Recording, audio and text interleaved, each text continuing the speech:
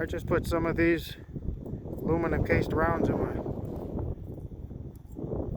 P38, and I was like, oh, maybe I shouldn't do this. I hear this aluminum stuff's not very good. I popped off 2 rounds, and the second round there was all kinds of sparks and stuff that came out of it. Thank God the extractor is still there. Everything looks fine. And look at this case. It didn't even look bad.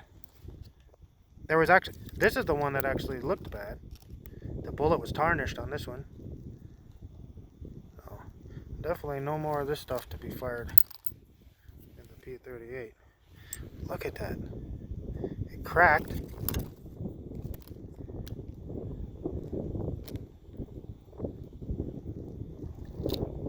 And then discolored the case all the way around. I don't remember this one looking like this.